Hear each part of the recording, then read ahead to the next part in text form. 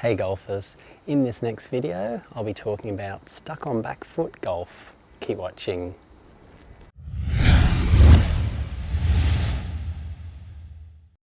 Hey, this is Troy from hittingitsolid.com here. Thanks for watching. So this video is all about stuck on back foot golf. So what does that mean? Well, when you're stuck on the back foot, you will swing from face on here. My back foot being my right foot looks something like this. You'll probably shift your weight pretty well, but you'll keep your weight on your rear side as you swing through, and you'll look something like that. You'll hit a lot of high shots. You can hit shots left and right, depending on how much face rotation, how much hand manipulation you get on the downswing. But it will result in a lot of inconsistent strikes, especially with your irons, because you won't be able to hit the ball first and the divot after. You'll get away with it to a point with your driver, but staying on the back foot will not help you improve and get to where you want to get to. So from down the line, it looked like this. So if you've seen yourself on camera looking anything like that, that means you're stuck on your back foot. And you'll pretty much always lack rotation because you've come back here and you've kept your weight here. It's really difficult to rotate, hence the reason you'll use a lot of arms and hands movement to hit the golf ball and try and square up that face. So really important when we're doing this is to really understand why you might be doing it, why you might be getting stuck back here and hanging all your weight there. And I think a lot of it comes from a misunderstanding, in particular how the golf club works. With your irons, for example, they need to be hit on a slight descending blow to the golf ball, just a slight one, to be able to hit them solid. So if this is my ball here, to hit a solid iron, I need to be coming slightly down, hitting the golf ball. I don't want to be hitting on the up, because that just brings into play a lot of knife shots. It changes where your low point is. Instead of the low point being just past the golf ball for an iron, your low point could be back here. Occasionally you might strike one okay, but genuinely you'll be very inconsistent. So what you want to do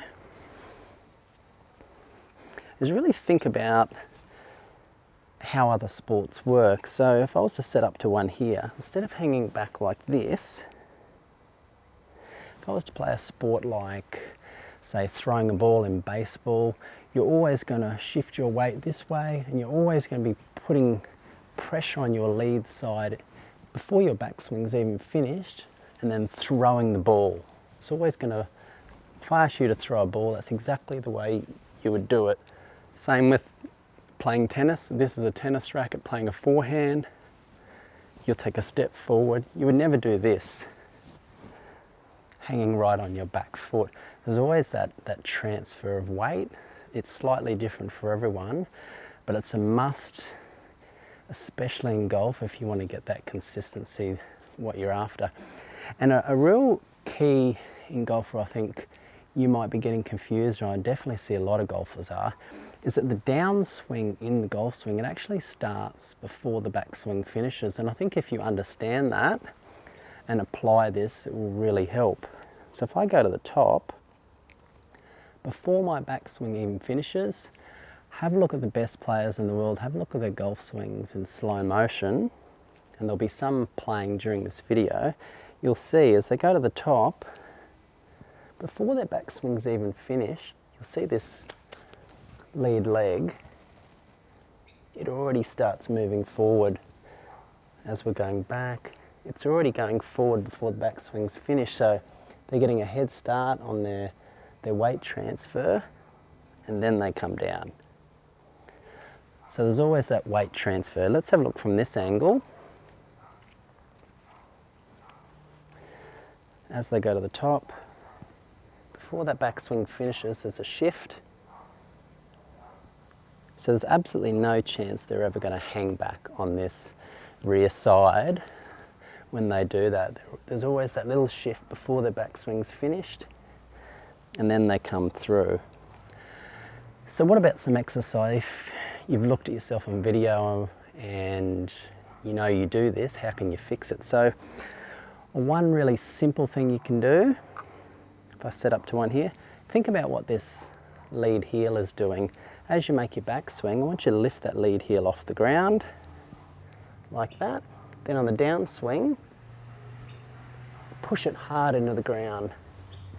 If you do that, you just made a perfect weight transfer in your golf swing. It's as simple as that. I'll show you from the other angle. Lift up.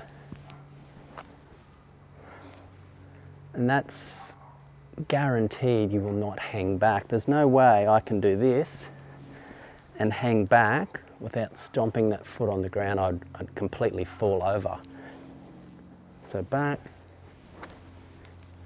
And then the heel on the right foot will come up as well. So let's have a look from this angle. You probably won't be able to see the lead heel from this angle, but as we go back, it's up, and then stomp it down. That's a really great way to ensure you're not hanging back in your golf swing. Another thing you can do,